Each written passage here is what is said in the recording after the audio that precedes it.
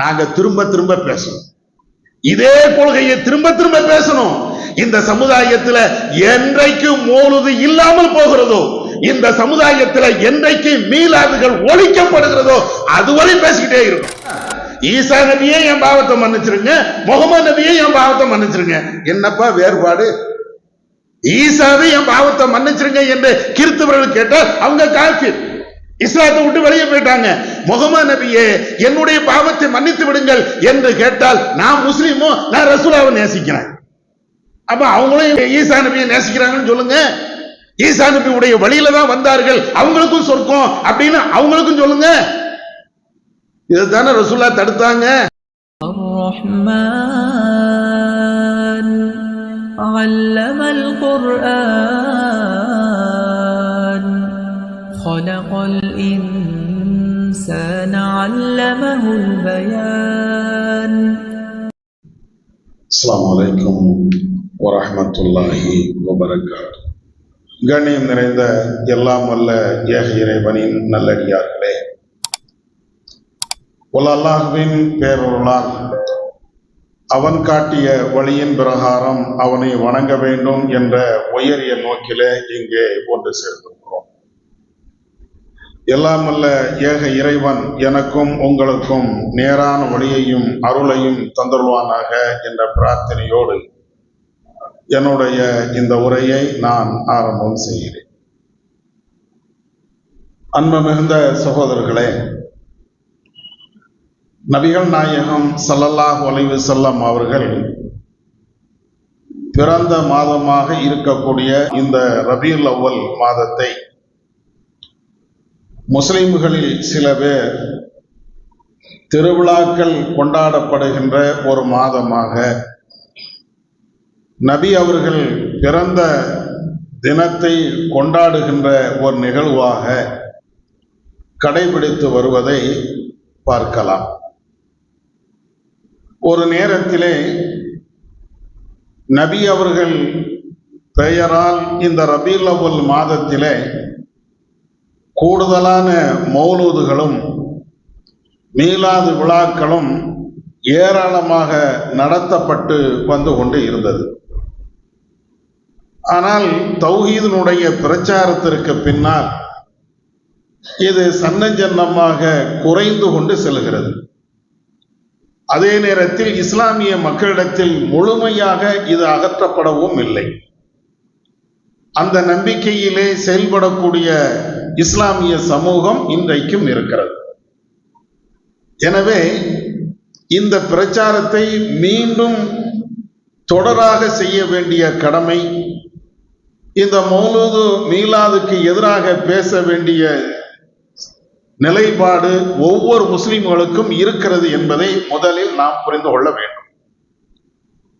அந்த வரிசையில இந்த மௌலூது மீலாது இது மார்க்க அடிப்படையில் உள்ள ஒன்றுதானா அல்லது மார்க்கத்துக்கு எதிரான ஒன்றுதானா என்பதை ஏற்கனவே கேள்விப்பட்ட தகவலாக இருந்தாலும் மறந்து போன அந்த சிந்தனைகளை அல்லது நமக்கு நாமே ஏமாற்றிக் கொள்ளக்கூடிய அந்த சிந்தனைகளை மாற்றி மீண்டும் இது சரியான ஒரு போக்குதானா என்பதை ஆதாரத்தின் அடிப்படையில் தெரிந்து கொள்வது அவசியம். இந்த மீலாதை மௌலூதை ஓதக்கூடியவர்கள் என்ன ஆதாரங்களை அவர்கள் முன் வைக்கிறார்கள் என்பதை முதலிலே பார்க்க வேண்டும். அவர்கள் மிக முக்கியமாக சொல்லக்கூடிய ஆதாரம் என்னவென்றால், குர்ஆன்ல இருந்து நேரடியாக மௌலூதுக்கு ஆதாரத்தை காட்ட மாட்டார்கள். மீலாது விழாவை நபி அவர்களோ நபி தோழர்களோ கொண்டாடினார்கள் என்பதற்கு நேரடியான ஆதாரத்தை காட்ட மாட்டார்கள். ஏனென்றால் நேரடியான ஆதாரம் குர்ஆன்லயோ ஹதீஸ்லயோ இல்லை. அதே நேரத்தில் குர்ஆன்ல இருந்து ஹதீஸ்ல இருந்து மௌலூதுக்கு மீலாதிற்கு ஆதாரம் இருக்கிறது என்ற அடிப்படையில் சில தகவல்களை அவர்கள் சொல்வார்கள். அவர்கள் சொல்லக்கூடிய மிக முக்கியமான ஒரு தகவல் என்ன? ஈமான் சார்ந்த ஒரு விஷயம். அதாவது நபி அவர்களை நாம் நேசிக்க வேண்டும், நபி அவர்களை உளமாற மதிக்க வேண்டும், நபி அவர்களுடைய மதிப்பு நீங்கள் புரிந்து கொண்டீர்கள் என்றால் அவர்களை புகழ்ந்து பேச வேண்டும். எனவே மௌலூதை ஓத வேண்டும், அதே போன்று மீலாது விழாக்கள் கொண்டாட வேண்டும் என்பதற்கு பிரதானமாக எல்லாரும் குர்ஆனை தொட்டு சொல்லக்கூடிய ஆதாரம் இதுதான். இது அல்லாம லாஜிக் ரீதியாக, தர்க்க ரீதியாக உலகத்தில் நடக்கக்கூடிய சில விஷயங்களை ஆதாரமாக காட்டுவார்கள். அது அடுத்து பார்ப்போம். குர்ஆன்ல இருந்து அவங்க காட்டக்கூடிய, ஹதீஸ்ல இருந்து அவங்க காட்டக்கூடிய மீலாது மௌலூதிற்கு ஆதாரமாக சொல்லக்கூடிய இது என்ன, இதை வைத்துக் கொண்டு மௌலூதையும் மீலாதையும் நாம கொண்டாடலாமா பாடலாமா என்பதைத்தான் முதல்ல நாம பார்க்கணும். நபி அவர்களை நேசிக்க வேண்டும். நேசிப்பது என்பது ஈமானை சார்ந்த ஒன்று என்பதை அல்லாஹ்வுடைய தூதரே நமக்கு சொல்லி காட்டுகிறார்கள். லா யூமினு அஹதுக்கும் ஹத்தா அகூன அஹப்ப இலைஹி மின் வாலிதிஹி வ வலதிஹி வன்னாசி அஜ்மஈன். உங்களிலே ஒருவர் முழுமையான ஈமான் கொண்டவராக இருக்க வேண்டும் என்றால் அவரிடத்திலே ஒரே ஒரு பண்பு இருக்க வேண்டும். ரசூலுல்லாஹ் சொல்றார். அந்த ஒரு பண்பு என்ன? என்னை அவர் நேசிக்க வேண்டும். என்னை நேசிக்க வேண்டும் என்றால் நபி அவர்கள் அதற்கு உதாரணத்தோடு எடுத்துக்காட்டோடு ரசூலுல்லாஹ் சொல்றாங்க. என்னை நேசிக்க வேண்டும் என்றால் உன்னுடைய பெற்றோர்களை விட, உன்னுடைய பிள்ளைகளை விட, இந்த உலகத்தில் இருக்கக்கூடிய அனைத்து மனிதர்களை விட, ஏன் உன்னுடைய உயிரை விட நான் நேசத்துக்குரியவனாக இருக்கணும். இப்படி உன்னுடைய உள்ளத்தில் நான் ஒரு கதாநாயகனாக இருக்கிறேன் என்றால் உன்னிடத்தில் ஈமான் இருக்கிறது. உன்னுடைய உள்ளத்தில் நான் குடியிருக்கிறேன் என்றால் உன்னுடைய நேசத்திற்கு தகுதி படைத்தவனாக நான் இருக்கிறேன் என்றால் உன்னிடத்தில் ஈமான் இருக்கிறது என்று நபி அவர்கள் சொல்கிறார்கள். இன்னும் சில ஹதீஸ்களை நீங்கள் பார்க்கலாம். நபிகள் நாயகம் ஸல்லல்லாஹு அலைஹி வஸல்லம் அவர்கள் நபி தோழர்களுடைய சபையில இருக்கிறாங்க. அருகாமையில உமர் ரலியல்லாஹு தஆலா அன்ஹு அவங்களும் இருக்கிறாங்க. நபி அவர்கள் உமருடைய கையை பிடித்துக் கொண்டு பேசிக்கொண்டு இருக்கிறார்கள். உமர் ரலியல்லாஹு தஆலா அன்ஹு ரசூலுல்லாஹ்வை பார்த்து அந்த நேரத்தை சொல்றாங்க, அல்லாஹ்வின் தூதரே, உங்களை எனக்கு ரொம்ப பிடிக்கும் அப்படிங்கிறாங்க. உங்களை நான் ரொம்ப நேசிக்கிறேன். நபி அவர்கள் உமருடைய கையை பிடித்துக் கொண்டிருக்கக்கூடிய அந்த நேரத்துல உணர்ச்சி பெருக்கல பேசுவோமா இல்லையா? அதே மாதிரி பேசுறாங்க. அல்லாஹ்வின் தூதரே, உங்களை நான் ரொம்ப நேசிக்கிறேன் அப்படின்னு சொல்லிட்டு உமர் ரலியல்லாஹு தஆலா அன்ஹு அவங்க என்னுடைய குடும்பத்தை விட, என்னுடைய பிள்ளைகளை விட, எல்லாத்தையும் விட நான் நேசிக்கிறேன். என் உயிரை தவிர, என் உயிரை விட நான் உங்களை நேசிக்கல, என்னை விட நான் கூடுதலா நேசிக்கல, என்னுடைய பிள்ளைங்க மற்ற எல்லாத்தையும் விட உங்களை நான் ரொம்ப பிரியப்படுறேன் அப்படிங்கிறாங்க. உடனே ரசூலுல்லாஹ் சொல்றாங்க, உமரே, இன்னும் முழுமையாக உன்கிட்ட ஈமான் இல்ல, உன்னை விட, உன் உயிரை விட உன்னிடத்தில் நான் நேசத்துக்குரியவனாக இருக்கணும் அப்படின்னு நீ சொன்னாதான் உன்னிடத்தில் முழுமையான ஈமான் இருக்கிறது அப்படின்னு சொன்ன உடனே உமர் ரலியல்லாஹு தஆலா அன்ஹு அவங்க சொல்றாங்க, ஆமா யா ரசூலல்லாஹ், என் உயிரை விட நான் உங்களை நேசிக்கிறேன். என்னுடைய உயிர் உங்களுடைய நேசமா அப்படின்னு வச்சீங்கன்னா உங்களுடைய நேசம்தான் எனக்கு பிரதானம், என் உயிர் அது ஒண்ணுமே கிடையாது அப்படிங்கிறாங்க. அப்பதான் ரசூலுல்லாஹ் சொல்றாங்க, அல் ஆன் யா உமர், உமரே, இப்பொழுதுதான் நீங்கள் முழுமையான ஈமானோடு நீங்க இருக்கிறீங்க. அப்ப நபி அவர்களை நேசிப்பது என்பது ஈமானை சார்ந்த ஒரு விஷயம். நம்முடைய மனைவியை நேசிப்பது போன்ற அல்ல, பிள்ளைகளை நேசிப்பதை போன்ற அல்ல, நண்பர்களை நேசிப்பதை போன்ற அல்ல, குடும்பத்தார்களை, உற்றார்களை, அரசியல் தலைவர்களை, ஆன்மீக தலைவர்களை நேசிப்பது போன்ற அல்ல. ரசூலுல்லாஹ்வை நேசிப்பது என்பது அது ஈமானை சார்ந்த ஒன்று. ரசூலுல்லாஹ் மேல எனக்கு பிரியம் இல்லை என்றால் ஈமான் இல்லை. ரசூலுல்லாஹ் மேல எனக்கு பிரியம் இருக்கிறது என்றால் ஈமான் இருக்கிறது. அதனுடைய வெளிப்பாடையும் ரசூலுல்லாஹ் சொல்லி தராங்க. ஒரு நபி தோழர் வருகிறார், அல்லாஹ்வின் தூதரே, மத்தஸா, கியாமத் நாள் எப்போ வரும் அப்படின்னு அந்த நபி தோழர் ரசூலுல்லாஹ்ட்ட கேட்கிறாங்க. கியாமத் நாள் எப்போ வரும்? உலகம் அழியக்கூடிய அந்த நேரம். ரசூலுல்லாஹ் இது போன்ற மார்க்க சட்டத்தை கேட்கும் போது அந்த மக்களுக்கு புரியுற மாதிரியே விளக்கம் சொல்லுவாங்க. அதுதான் ரசூலுல்லாஹ்வுடைய தனித்தன்மை.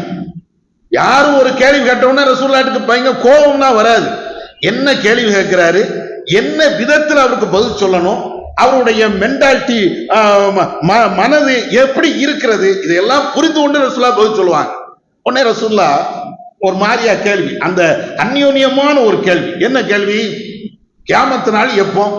ரசூல்லா சொல்லணும்ல பதிலே. என்னப்பா வச்சிருக்கிற? கியாமத்து நாளை தேடுதிய? நாளைக்கோ நாளை கழிச்சோ எப்பமோ வரலாம். நீ அதுக்காண்டி என்ன தயார் பண்ணி வச்சிருக்கிற? ரசூல்லா அப்படி கேட்கிறாங்க. உடனே அவர் சொல்றாரு, அல்லாஹ்வின் தூதரே, பெருசா ஒண்ணு இல்ல, உஹிப்புல்லாஹு வ ரசூலஹு, அல்லாஹ்வையும் அல்லாஹ்வுடைய தூதரையும் நான் நேசிக்கிறேன், அவ்வளவுதான். வேற என்ன என்கிட்ட இருக்கிறது? பெரிய இபாதத்து, மலையளவுக்கு செய்யக்கூடிய வணக்கங்கள் என்னிடத்தில் இல்லை. ஆனால் இறைவனையும் இறை தூதரையும் நான் நேசிக்கிறேன். உடனே ரசூலுல்லாஹ் அதற்கு பதில் சொல்றாங்க, அந்த மஅமன் அஹ்பப்த, நீ யாரை நேசிக்கிறாயோ அவர்களோடு நீ மறுமையில இருப்ப. எவ்வளவு அற்புதமான ஒரு வார்த்தை. அவர் கேள்வி கேட்கிறாரு, ரசூலுல்லாஹ் பதில் சொல்றாங்க, நீ பிரியப்பட்டில்ல, நேசத்துக்கு உரியவராக ஒரு ஆளை தேர்ந்தெடுத்துட்டீல்ல, அப்படி என்றால் மறுமையில நீங்க அவங்களோடு தான் இருப்ப. இதை அறிவிக்கக்கூடிய அனஸ் அவங்க சொல்லுவாங்க, நபி அவர்கள் இந்த வார்த்தையை என்றைக்கு சொன்னார்களோ அத மாதிரி ஒரு மகிழ்ச்சிகரமான ஒரு செய்தி எனக்கு எதுவுமே இல்லை. ஏன் ரசூலா என்ன சொல்லிட்டாங்க? நீங்க யாரை விரும்புகிறீர்களோ அவர்களோடு மறுமையில இருப்பேன், மறுமையில நீங்க இருப்பீங்க, அதாவது சொர்க்கம். ரசூலாவை நேசித்தால் உனக்கு சொர்க்கம், அந்த அர்த்தத்துல ரசூலா சொல்றாங்க. அப்படின்னா அத மாதிரி ஒரு மகிழ்ச்சிக்குரிய சந்தோஷத்துக்குரிய ஒரு வார்த்தை உண்டா? அன்னையில இருந்து ரசூலாட்ட இந்த செய்தியை கேட்டதுல இருந்து நபி அவர்களை நேசிப்பேன், அபூபக்கர் ரலியல்லாஹு தஆலா அன்ஹு அவர்களை நேசிப்பேன், உமர் ரலியல்லாஹு தஆலா அன்ஹு அவர்களை நேசிப்பேன். நேசத்துல நான் குறை வச்சதே கிடையாது. மறுமையில ரசூலா கூட இருக்கணும், அவ்வளவுதான். அப்ப இதெல்லாம் எதை வலியுறுத்து? இது மாதிரி நிறைய செய்திகள். இது எல்லாம் எதை வலியுறுத்துகிறது? ஒரு மூமின் என்றால், ஒரு முஸ்லிம் என்றால் நபி அவர்களை நேசிக்க வேண்டும். நேசிப்பது ஈமானை சார்ந்த ஒரு விஷயம். நபி அவர்களை புறக்கணிப்பது, நபி அவர்களை நேசிக்காமல் இருப்பது ஈமானுக்கு அப்பாற்பட்ட ஒரு செய்தி. இவ்வளவும் சொல்லுது. இது எல்லாத்தையும் சொல்லிக்கிட்டு தான் என்ன செய்வாங்கன்னா, அப்ப மௌலிது ஓதுங்க, அப்போ மீலாது விழா கொண்டாடுங்க. ரசூலுல்லாஹ்வுடைய நேசம் என்றால் அது உங்களுடைய உள்ளத்தில் இருக்கிறது என்றால் அதை வெளிப்படுத்தணும். இல்ல ரசூலா நேசிக்கிறேன், ரசூலா நேசிக்கிறேன் அப்படின்னு வாயில சொன்னா பத்தாது தானே. நபி அவர்களை நேசம் கொள்வதாக இருந்தால் இத மாதிரி மௌலிது ஓதி, ரசூலுல்லாஹ்வை பாராட்டி பேசி, நபி அவர்களை புகழ்ந்து பேசி ஒரு பாட்டை படிங்க. இதுதான் ரசூலுல்லாஹ்வை நாம புகழ்வது, நேசிப்பதுன்னு அடையாளம் அப்படிங்கிறாங்க. முதல் விஷயம் என்ன தெரியுமா? நம்முடைய தமிழகத்துல ஒரு பழமொழி சொல்லுவாங்க. என்ன பழமொழி? மொட்டை தலைக்கும் முழங்காலுக்கும் முடிச்சு போடாத அப்படிம்பாங்க. அது எதுக்கு சொல்றாங்க? சம்பந்தம் இல்லாம பேசுறது. எப்ப இங்க இருந்து ரயில்வே ஸ்டேஷனுக்கு எப்படிப்பா போகணும்? உக்கடம் வழியா போ அப்படின்னா சரிங்களாம். ஒருத்தன் கேட்கிறான், ரயில்வே ஸ்டேஷனுக்கு எப்படிப்பா போகணும்?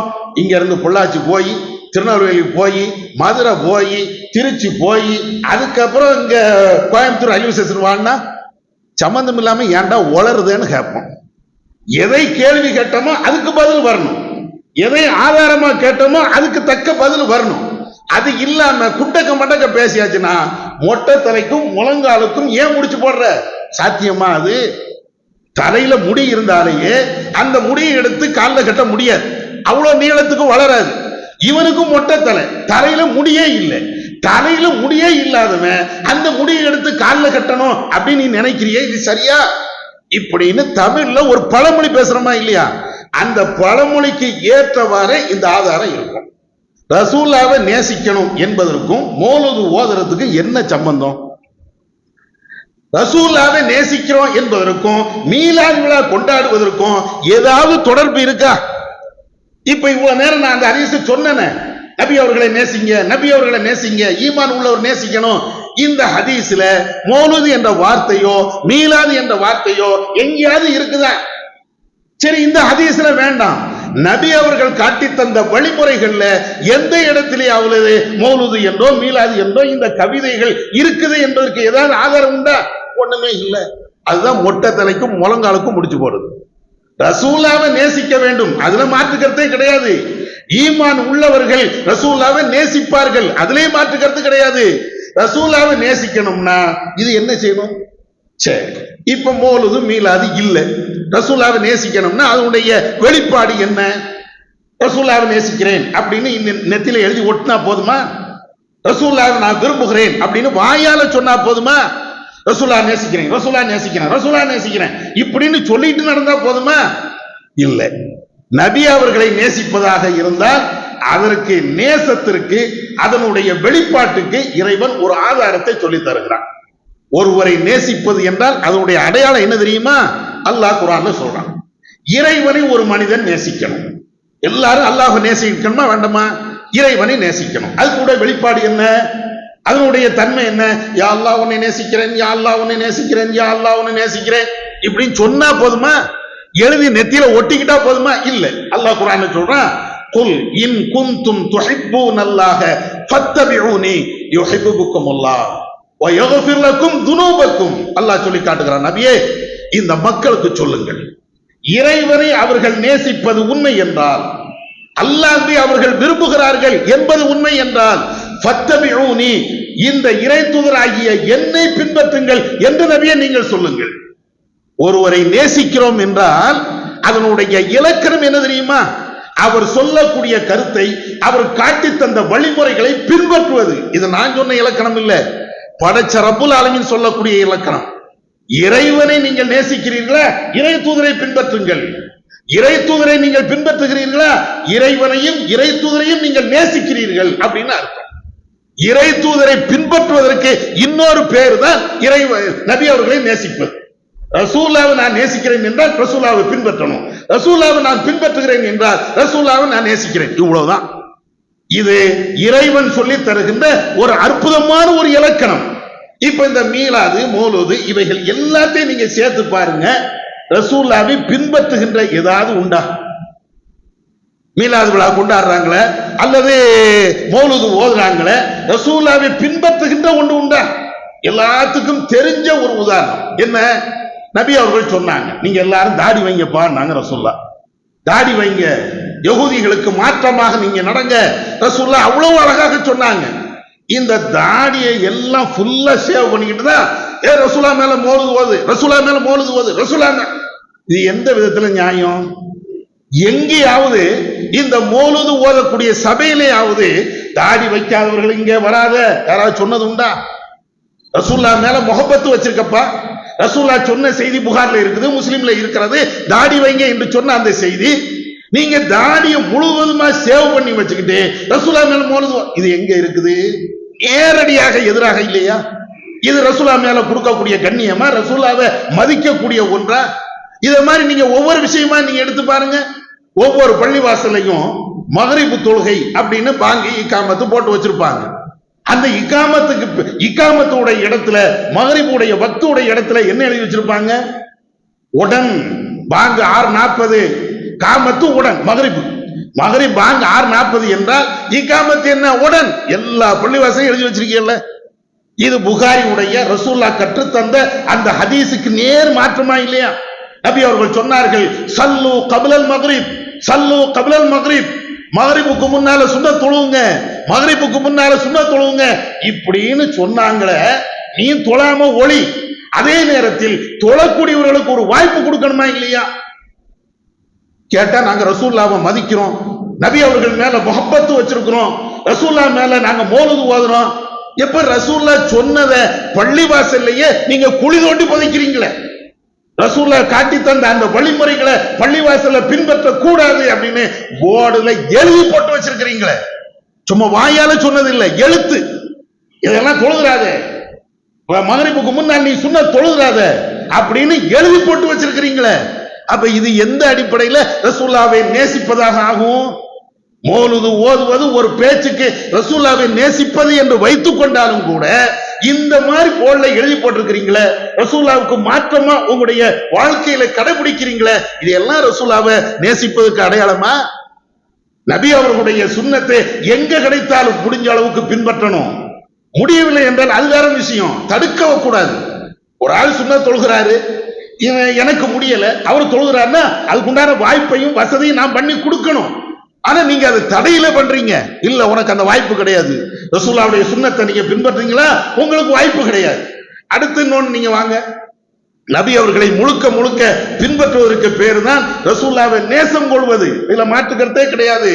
அதே நேரத்தில் நபி அவர்களை நீங்கள் நேசிக்கிறீர்கள் என்றால் அதனுடைய வெளிப்பாடுதான் மீலாது மௌலூது அப்படின்னா சஹாபாக்கள் யாராவது நபியுடைய காலத்துல இப்படி செஞ்சாங்களா? எங்கேயாவது ஒரே ஒரு ஆதாரம் நபி அவர்களை நாங்கள் நேசிக்கிறோம், யா நபி சலாம் அலைக்கும், யா ரசூல் சலாம் அலைக்கும் அப்படின்னு இருக்கா? அந்த மாதிரி இப்ப நீங்க சொல்லிட்டு இருக்கிறீங்களே இந்த வார்த்தைகள் ஹதீஸ்கள்ல ஆயத்துகள்ல எங்கேயாவது இருக்கா? சரி, இது எல்லாத்தையும் விட அதுல இருக்கக்கூடிய மிக மோசமான வரி என்ன? நபி அவர்கள் எதை தடுத்தார்களோ, 23 ஆண்டு காலமாக எதை ஒழித்தார்களோ, எந்த ஷிர்க்கு வரக்கூடாதுன்னாங்களோ அதைத்தானே படிச்சுட்டு இருக்கிறீங்க. நபி அவர்கள் சொன்னார்கள், லா தத்ருனி கமா அத்ரத்தின் நசாரா ஈஸா இப்னு மரியம். மூமின்களே, நம்மளுக்கு தான் சொன்னாங்க, ஒட்டுமொத்த மூமின்களுக்கு சொன்னாங்க, மூமின்களே, நசராக்கள் கிறிஸ்தவர்கள் ஈசா நபியை எப்படி வரம்பு மீறி புகழ்ந்தார்களோ அதே போன்று என்னை நீங்கள் வரம்பு மீறி புகழ்ந்து விடாதீர்கள். ரசூலுல்லாஹ் சொன்னாங்க. என்னப்பா வரம்பு மீறி புகழ்ந்துட்டாங்க நபியுடைய காலகட்டத்தில்? இன்னைக்கு இருக்கிற மாதிரிதான், ஏசப்பா என் பாவத்தை மன்னியப்பா அப்படிம்பாங்க, ஏசுநாதரே என் பாவத்தை மன்னிச்சிரு அப்படிம்பாங்க. அது அவங்களுடைய கொள்கை, அது தனி விஷயம். அந்த கொள்கையை பத்தி நம்ம பேச போகல. அதே நேரத்தில் இப்படி ஒரு கிறிஸ்தவர்கள் சொல்கிறார்கள், ஈசாவே என் பாவத்தை மன்னிச்சிருன்னு. இங்க மௌலூதுல என்ன எழுதி வச்சிருக்கிறீங்க? கஃபிரு அன்னி துனூபி, நபி அவர்களே என் பாவத்தை மன்னிச்சிருங்க இருக்கா? ஈசா நபியே என் பாவத்தை மன்னிச்சிருங்க, முகமது நபியே என் பாவத்தை மன்னிச்சிருங்க. என்னப்பா வேறுபாடு? ஈசாவே என் பாவத்தை மன்னிச்சிருங்க என்று கிறிஸ்தவர்கள் கேட்டால் அவங்க காஃபிர், இஸ்லாத்தை விட்டு வெளியே போயிட்டாங்க.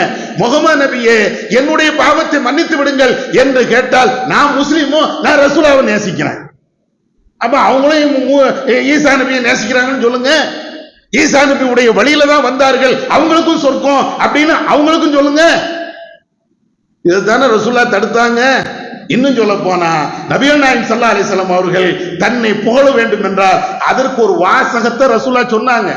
என்ன சொன்னாங்க? என்னை புகழ வேண்டுமா, என்னை பாராட்ட வேண்டுமா, ஒரே வார்த்தையை சொல்லுங்க. என்ன வார்த்தை? கூலு அப்துல்லா, நான் அல்லாஹ்வுடைய அடிமை அப்துல்லா என்று என்னை பத்தி பேசுங்க. வ ரசூலுஹு, அல்லாஹ்வுடைய தூதர் இவர் என்று நீங்க சொல்லுங்க. அப்துல்லா வ ரசூலுஹு, அல்லாஹ்வுடைய தூதர், அல்லாஹ்வுடைய அடிமை இப்படின்னு சொல்லுங்க. இதுதான் என்னை நீங்கள் புகழ்வதற்காக பயன்படுத்த வேண்டும். ரசூலுல்லாஹ் சொல்லி தந்த வார்த்தை. ரசூலுல்லாஹ்வை போடுங்க, ரசூலுல்லாஹ்வை போற்றுங்க, வேண்டாம் சொல்லல. ஆனால் ரசூலுல்லாஹ் எப்படி சொல்லி தந்தார்களோ, தன்னை போடுவதற்கு எந்த வார்த்தையை பயன்படுத்தினாங்களோ அந்த வார்த்தை எங்கப்பா? மௌலூது முழுவதும் நீங்க தேடி பாருங்க, அப்துல்லாஹு ரசூலுஹு எங்க இருக்குது?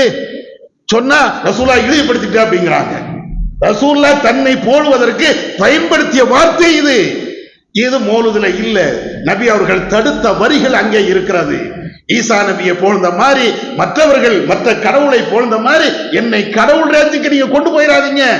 எவ்வளவு தெளிவாக ரசூலுல்லாஹ் சொன்னாங்க. ரசூலுல்லாஹ்வை மதிக்கிறோம், ரசூலுல்லாஹ்வை போழ்கிறோம் என்ற பேர்ல இதுதானே நடக்கிறது. இன்னும் சொல்ல போனால் சில இடங்கள்ல மௌலூது மீலாது விழாக்கள் என்ற பேர்ல எவ்வளவு கூத்துக்கள், எவ்வளவு கேளிக்கைகள், எவ்வளவு டான்ஸ் கும்பாலங்கள் நடக்கிறது. இதை யாராவது தடுத்தாங்களா? தர்கா என்ற பேர்ல ரிக்கார்ட் டான்ஸ் நடத்துறாங்களே, தர்கா என்ற பேர்ல, கந்தூரி என்ற பேர்ல அங்கேயும் மௌலூதுகளை ஓதிக்கொண்டு காப்ரே நடனங்கள் ஆடக்கூடிய பெண்களை அரைகுறை ஆடையோடு அவங்க நடத்தினாங்களே, இன்னைக்கும் நடத்திட்டு இருக்கிறாங்களே, அதை பெருமையாக வீடியோ எடுத்து போடுறாங்களே. எத்தனை இளைஞர்கள் குடித்து விட்டு கும்மாளம் விட்டு அங்க ஆடி பாடி குதூகலத்தோடு இருக்கிறாங்க. இதெல்லாம் ரசூலுல்லாஹ்வை நேசிப்பதா? இதெல்லாம் ரசூலுல்லாஹ் காட்டி தந்த வழிமுறைகளா? எந்த ஆலிமும் இதை பற்றி வாய் துறப்பதே இல்லை. அதனாலதான் நாங்க திரும்ப திரும்ப பேசணும், இதே கொள்கையை திரும்ப திரும்ப பேசணும். இந்த சமுதாயத்தில் என்றைக்கு மௌலூது இல்லாமல் போகிறதோ, இந்த சமுதாயத்தில் என்றைக்கு மீலாதுகள் ஒழிக்கப்படுகிறதோ அதுவரை பேசிக்கிட்டே இருக்கணும். நம்மள சில பேர் என்ன பேசணும், பேசினதையே திரும்ப திரும்ப பேசுறீங்க, அரைச்சமாவையே திரும்ப திரும்ப அரைக்கிறீங்க. ஏன் அது அங்க போய் காண? மௌலூது என்ன 40 வருஷம் என்ன நேத்து கண்டுபிடிச்சதா? நூற்றாண்டு காலமா ஓதிக்கிட்டு தானே இருக்கிறாங்க. ஒவ்வொரு வீட்லயும் அரைச்சமாவையும் ஒவ்வொரு வீட்டுல வச்சு அரைக்கிறீங்கள, மௌலூது என்கிற பேர்ல அங்க போய் கேட்க முடிஞ்சா? அவர்கள் ஓத ஓத ஓத இந்த மௌலூதுக்கு எதிராக மீலாதுக்கு எதிராக நம்மளும் பேசணும். சில நடுநிலைவாதிகளாம், நீங்க இந்த மௌலூதுன்னா திரும்ப திரும்ப பேசிடாதீங்க, ஜும்மாக்கள்ல பேசிடாதீங்க, எத்தனை நேரம் கேட்கறது? கேட்கணும்யா. மௌலுது உடுதலை பேசிக்கிட்டே இருக்கணும், எல்லா ஜும்மாக்களையும் பேசணும். அப்படின்னா தான் நம்ம ஈமான நம்ம தக்க வைக்க முடியும். அவர்கள் திருந்துறார்கள், திருந்தாம போறாங்க, மௌலுத விடுகிறார்கள், விடாம போறாங்க, அது ரெண்டாவது விஷயம். ஏன் ஈமான்ல பழுது வந்துடக்கூடாது.